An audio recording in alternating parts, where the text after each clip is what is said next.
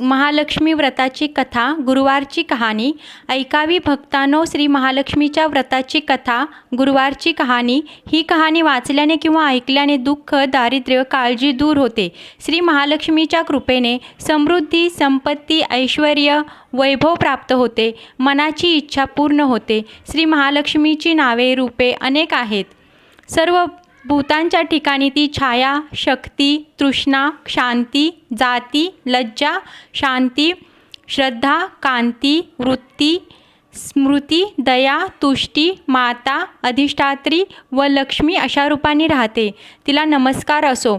कैलासावर पार्वती, क्षीरसमुद्रात सिंधुकन्या, स्वर्गात महालक्ष्मी, भूलोकी लक्ष्मी, ब्रह्मलोकी सावित्री, गोलोकी राधिका, वृंदावनी रासेश्वरी, चंदनवनी चंद्रा, चंपकवनी गिरिजा, पद्मवनी पद्मा, मालतीवनी मालती, कुंदवनी कुंददंती, केतकीवनी सुशीला, कदंबवनी कदंबमाला, राजप्रासादी राजलक्ष्मी, घरोघरी गृहलक्ष्मी अशा विविध नावांनी श्री महालक्ष्मी ओळखली जाते.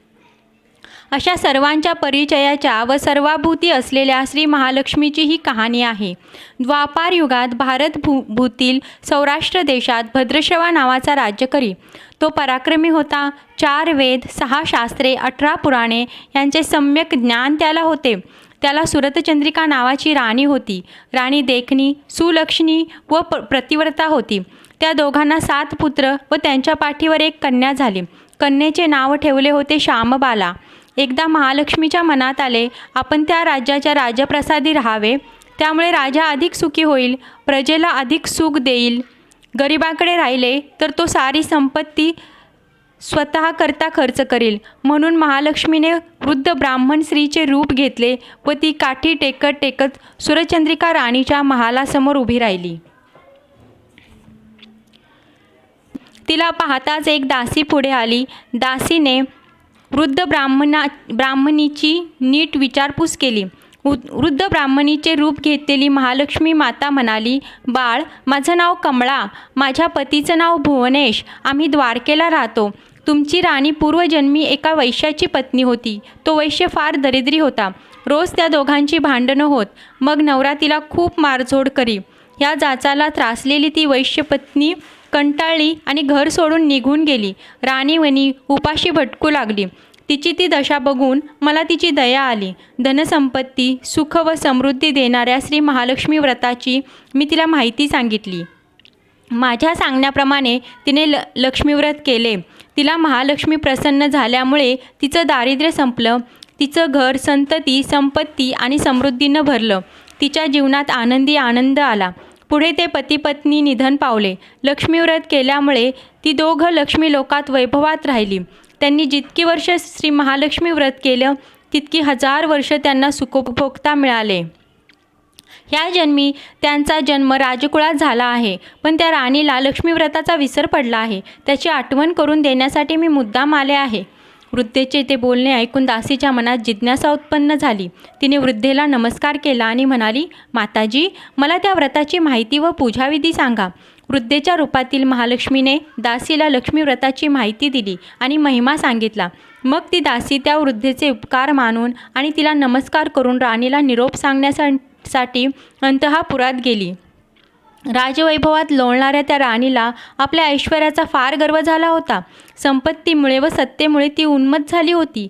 म्हातारीचा निरोप ऐकून ती रागारागाने व तावातावाने आली आणि त्या वृद्ध ब्राह्मण स्त्रीला फटकळपणे बोलली. तिला धक्काबुक्की केली. ती वृद्ध ब्राह्मण स्त्री म्हणजे प्रत्यक्ष लक्ष्मीच होती हे काही राणीला कळलेच नाही. राणीचा तो उद्धटपणा पाहून महालक्ष्मीने तिथे न राहता स्वस्थानी जायचे ठरवले. ती राजद्वारातून निघाली. वाटेत तिला श्यामबाला भेटली. श्यामबालेला सगळी हकीकत कळली. तिने त्या वृद्ध ब्राह्मणीची क्षमा मागितली. तेव्हा श्री महालक्ष्मीला तिची दया आली. तिने श्यामबालेला लक्ष्मीव्रताची माहिती सांगितली. तो दिवस होता मार्गशीर्ष महिन्यातील पहिला गुरुवार. राजकन्येने महालक्ष्मीचे व्रत सांगितल्याप्रमाणे भावभक्तीने केले.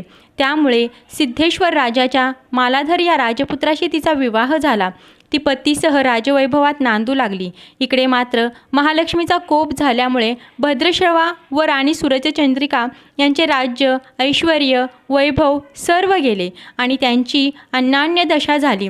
एके दिवशी सुरतचंद्रिका आपल्या पतीला म्हणाली, आपल्या जामात राजा आहे, खूप श्रीमंत आहे, त्याच्याकडे जा, आपले हाल त्याला सांगा, त्याला दया येईल, तो आपल्याला सहाय्य करील. त्याप्रमाणे भद्रश्रवा जावयाच्या राज्यात आला. तो तळ्याच्या काठी बसला असताना पाणी नेण्यासाठी आलेल्या श्यामबालेच्या दासींना तो दिसला. त्याची राजलक्षणे जाऊन दासींनी त्याचे नावगाव विचारले. तो श्यामबाला राणीचा पिता आहे हे कळल्यावर दासी धावत धावत श्यामबालेकडे गेल्या.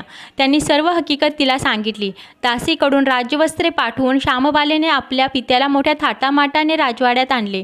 आदर सत्कार केला, नाना परीचा पाहुणचार केला. तो परत जायला निघाला तेव्हा तिने हंडा भरून धन दिले.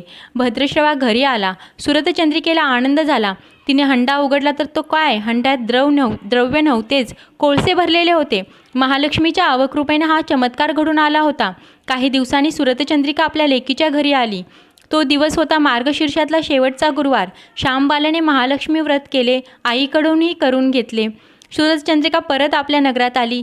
तिने लक्ष्मी व्रत केले म्हणून पूर्वीचे राजऐश्वर्य तिला परत प्राप्त झाले. पुढे काही दिवसांनी श्यामबाला माहेरी आली, परंतु बापाला कोळसे दिले आणि आपल्याला काहीही दिले नाही. हा राग सुरतचंद्रिका राणीच्या पोटात खदखदत होता. म्हणून श्यामबालेला कोणी विचारले नाही. तिचा अपमान झाला, परंतु आईवर न रागवता ती तिथून निघाली. निघताना तिने तेथील थोडेसे मीठ बरोबर घेतले. आपल्या राज्यात राजग्रही आल्यावर पतीने तिला विचारले, माहेरून काय आणले? तेव्हा ती म्हणाली, राज्याचे सार आणले. पती म्हणाला, म्हणजे काय? पत्नी म्हणाली, थोडा धीर धरा, म्हणजे कळेल. त्या दिवशी तिने सर्व जेवण अळणी करायला सांगितले. नवऱ्याला तिने सर्व जेवण वाढले, त्याला सर्व जेवण अळणी लागले. मग तिने ताटात थोडे मीठ वाढले. पदार्थात ते घालताच जेवण रुचकर लागले. हेच ते राज्याचे सार. श्यामबालेच्या पतीला तिचे म्हणणे पटले. मग त्या दोघांनी हास्य विनोद करून जेवण पूर्ण केले. अशा रीतीने जे कोणी हे महालक्ष्मी व्रत श्रद्धेने करतील त्या भक्तांवर महालक्ष्मीची कृपा होईल. सुख समृद्धी व शांती याचा लाभ होईल. सकळ मनोरथे पूर्ण होतील. मात्र श्रीमंती आल्यावर उतू नये. श्री महालक्ष्मीचे व्रत करायला चुकू नये. दर गुरुवारी पोथी वाचायला विसरू नये. महालक्ष्मीचा महिमा पुरवितो भक्तांची कामना. अशी ही श्री महालक्ष्मी व्रताची कथा, गुरुवारची कहाणी सफळ संपूर्ण. श्री महालक्ष्मीची आरती. जय देवी जय महालक्ष्मी. वसेसी व्यापकृपे तू स्थूल क्षमी. करवीर पूर्वासिनी सुरवरी मुनिमाता. पुरहर वरदायिनी मुरहर प्रियकांता. कमला करे जठरी जन्मविला धाता. सहस्रवदनी भूधरण पुरे गुणगाता. मातुलिंग गदा खेटक रविकिरणी. झळके हाटक वाटी पियूर शरपानी. माणिक रसना सुरंग वसना मृगनयनी. शशी करवदना राजस्मदनाची जननी. तारा शक्ती अगम्या शिवभजका गौरी. सौख्य म्हणती प्रकृती निर्गुण निर्धारी. गायत्री निजबीजा निगमागम सारी. प्रकटे प्रतपद्मावती निज धर्माचारी. अमृत भरिते सरिते अघदुरिते वारी. मारी दुर्घट आसुरा भवदुस्तरतारी.